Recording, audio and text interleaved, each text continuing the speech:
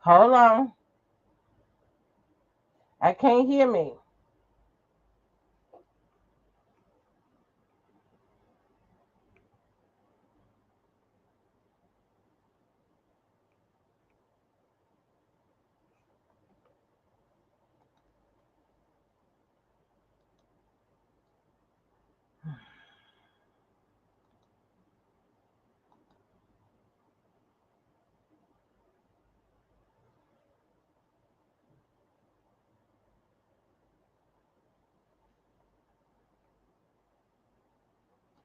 Okay, now I can. Now I can. I think I got some action. Hello, hello, hello. Let me hear myself again one more time. Look, one more time. Can you hear me? Look, I got my number one stunner out there. I see. I got one looker, one person that's down with me. Hello, hello, hello. Can you hear me out there? I hope you can. If you can, maybe you can put something in the comments or something. Let me see. Let me check it out one more time before I get too deep into conversation and I have no volume. So let me try again.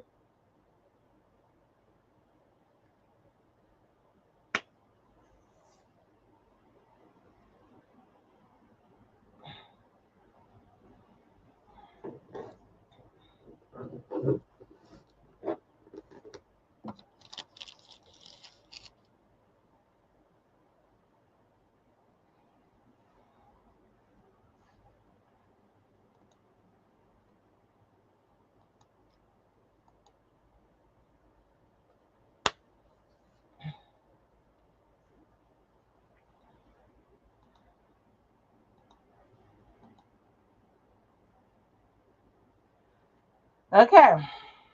All right, all right. So I heard myself. Look, it's been a minute. Every time when I stay away, because I'm already learning.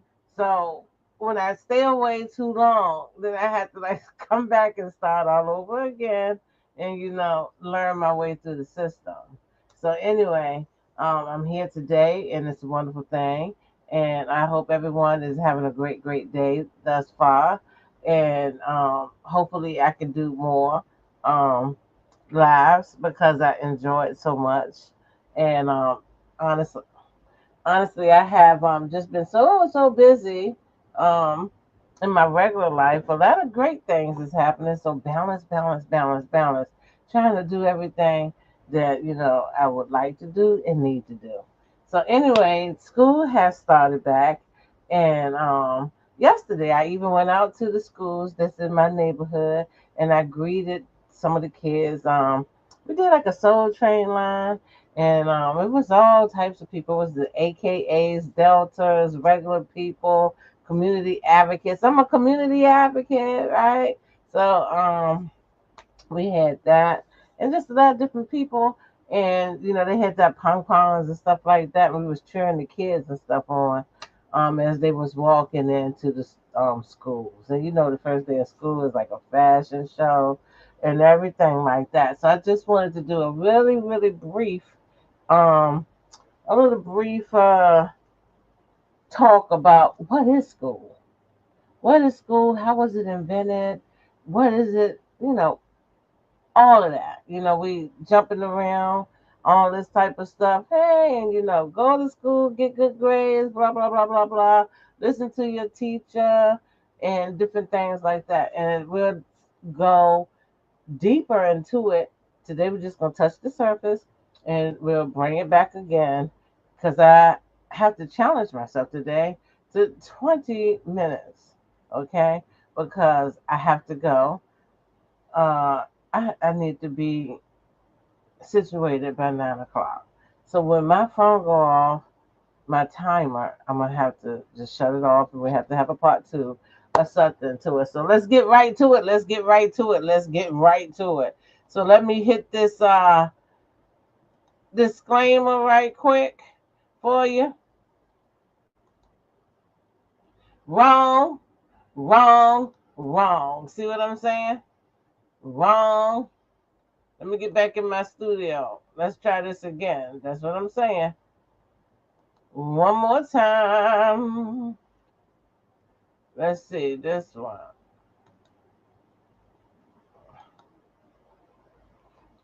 Let's go. Copyright disclaimer under Section 107 of the Copyright Act 1976. Allowance is made for fair use for purposes such as criticism, comment, news reporting, scholarship, and research. Fair use is a use permitted by copyright statute that might otherwise be infringing. Nonprofit, educational, or personal use tips the balance in favor of fair use.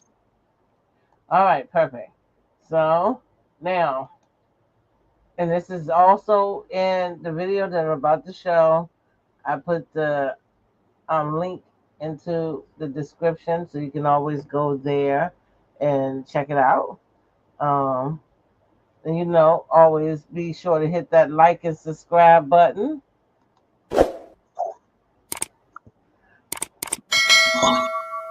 And let's get it going. And I haven't watched this. We're gonna watch it together. Okay. It's an 8-minute video. We're gonna watch it, learn something, maybe discuss it for a few minutes, and then we're gonna go about our day. And I'll see if I can come back again later. But I will try to get back onto my regular. I'm not sharing the link with anybody or anything. I really need to hope to build an audience. But this type of talk that I'm doing, nobody wants to hear. If I was in here telling jokes or shaking my booty and all that type of stuff and doing all kinds of things and just making people laugh and do different things, I probably can really hit that algorithm. But right now we just have to take some time. But who cares about the algorithm? So far, everybody that catches this message, I guess, supposed to hear it. Okay? So what we have here is information you can use. We don't sit around and just talk about silly stuff that don't make any sense. Okay? So it got to make sense, because we got to learn how to navigate through this world. And then we got these young kids coming up, and we need to teach them something, because at the end of the day, this is what they're trying to do to us. And let me hit that sound. I can't get that sound. But anyway, you see that? They're trying to control us. I don't know what's going on with my sound. Let me see something. But take a look at the picture if you can. Like I said, I got to get back into the groove. When you don't use it, you lose it. When you use it, then you get better and better and better. This is the picture. It's got its sounds and stuff. This is what they like to do. They like to control us. So our kids are going to school to learn how to be controlled. Let's get into the video.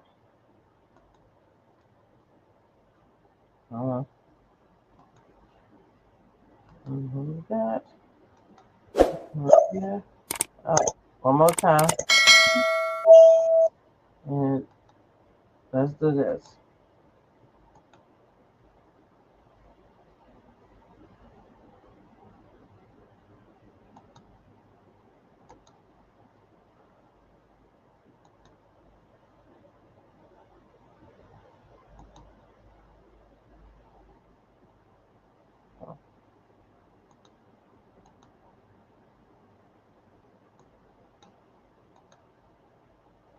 I have never let school interfere with my education.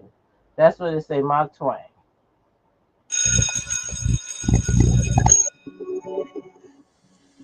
And now we come to the great man himself, a man history records as being instrumental in the creation of America's public education system. Horace Mann was an American educator who served as a member of the U.S. House of Representatives, part of the American Congress. Horace Mann was the key reformer of the education system at the time. In 1837, he became the head of the newly created Board of Education in Massachusetts, where he began the work that would eventually earn him the title as the Father of American Public Education. After reading through the educational models of different countries, Mann finally hears about a particularly successful style that had been developed in Prussia, which is now modern-day Germany. The Prussian system had shown to be such a success for the government's purposes that, accompanied by a few other educators, Horace Mann travels to Germany to investigate. Upon their return to the United States, they lobbied heavily to have the Prussian model adopted. All in favor, say aye. Interest in Prussia had also been growing in the northern half of the continent. Around this time, the Canadian Superintendent of Schools, Egerton Ryerson, traveled to Prussia in search of a new model of education. His journeys also included visiting Horace Mann in Massachusetts to further examine the system he would eventually adopt. George Brown, the editor of Toronto's Globe newspaper, was even quoted saying that Ryerson had successfully imported Prussian education into Ontario. During the next 30 years or so, a whole line of American dignitaries came to Germany to earn degrees. Interestingly enough, those who earned degrees in Germany came back to the United States to staff all the major universities. By 1900, all the PhDs in the United States were trained in Prussia. As the first secretary of the State Board of Education, Horace Mann promoted his new concept that the state is the father of children. He stressed that it was the responsibility of the state to ensure that education was provided for the child. A very noble idea, of course, but what exactly did he mean by that? And how did he define education? It seems like a very broad subject. It is a very broad subject. Education encompasses all of human history and all the knowledge we have gathered during that time. Not to mention, and perhaps most importantly, what we as human beings learn over our lifetime on a personal level.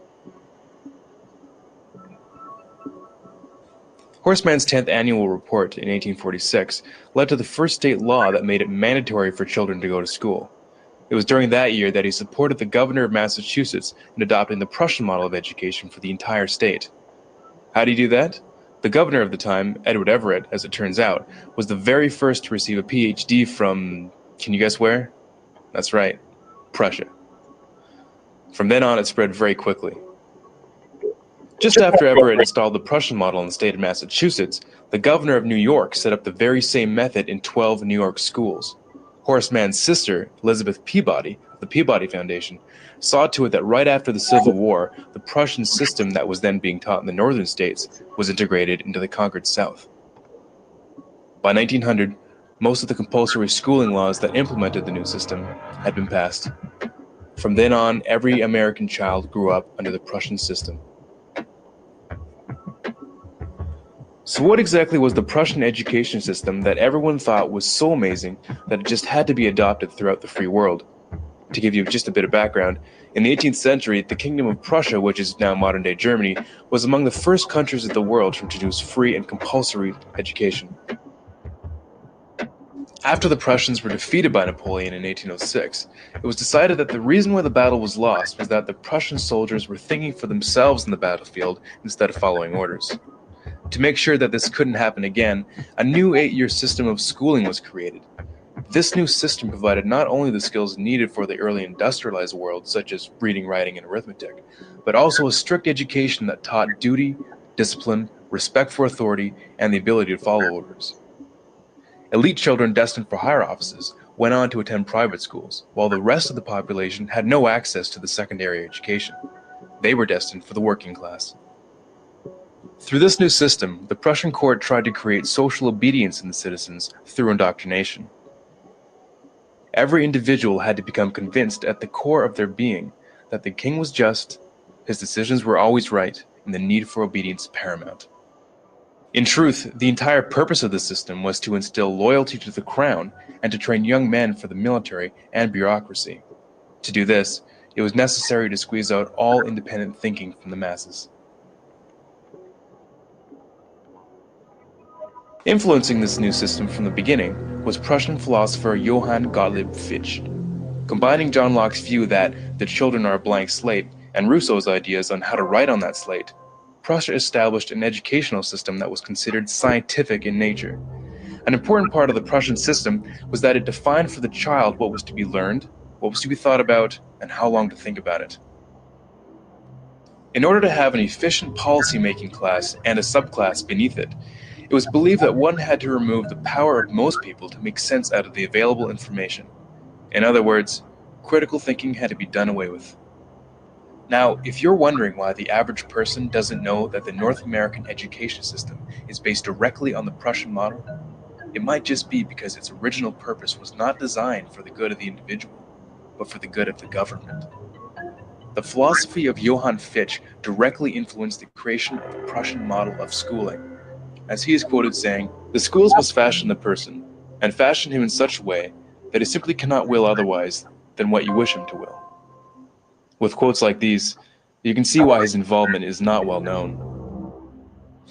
Education should aim at destroying free will, so that after pupils are thus schooled, they will be incapable throughout the rest of their lives of thinking or acting otherwise than as their schoolmasters would have wished. When this technique has been perfected, every government that has been in charge of education for more than one generation will be able to control its subjects securely without the need of armies or policemen. In 1807, in a Berlin occupied by Napoleon, Johann Fichte gave a series of famous addresses to the German nation. Fichte spoke of the superiority of German people above all others. The content of these speeches was a catalyst for the Prussian education system and German nationalism. In other earlier works, he calls Jews a state within a state that would, quote, undermine the German nation. He openly expressed a desire to expel Jews from Germany. Fichte had a deep influence on the rise of the Third Reich, and continues to be deemed, quote, the spiritual father of modern neo-Nazism. Which begs the question, why would the father of American education make it a law that every child spend their youth in a system created by the father of neo-Nazism? Historians reflect that one of the greatest social factors that allowed a man like Hitler to rise to power was that the German people had been bred from birth to respect authority above all else and accept it without question. Which begs another question. If the entire population of North America is raised in a system adopted from pre-Nazi Germany, what are we setting ourselves up for?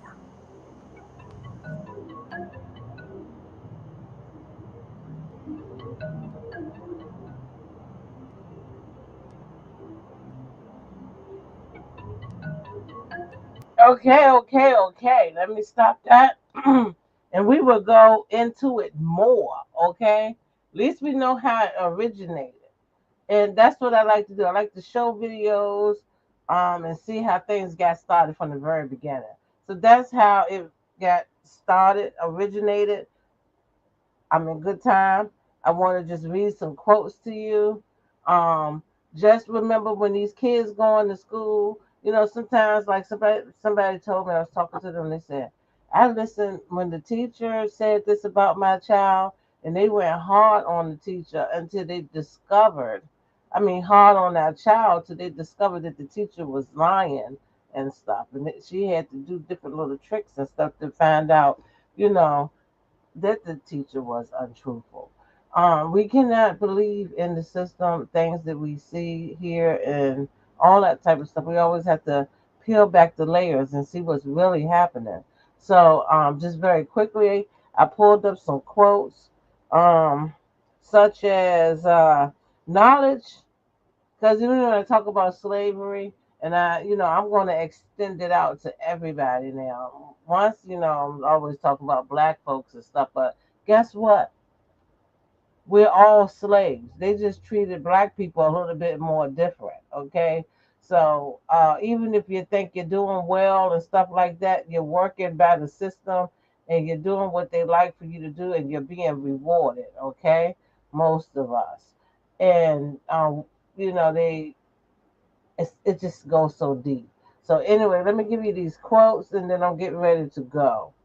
Knowledge makes a man unfit to be a slave. I like that one. Knowledge makes a man unfit to be a slave. You cannot separate peace from freedom. You can't. You gotta constantly keep fighting. That's what I get from that. You gotta constantly keep fighting. You never made it to that mountaintop, even if it looked like you did. And you go up there, you get too comfortable, because that's what I think. Our ancestors fought for our rights and stuff like that. We were able to obtain some things, and then we got comfortable, right? And you thought you was in peace, but you cannot separate peace from freedom. That's what I get from that. My humanity is bounded up in yours, for we can only be human together. Okay? Slavery is theft of a life. There are so many causes worth sacrificing for, so much history yet to be made.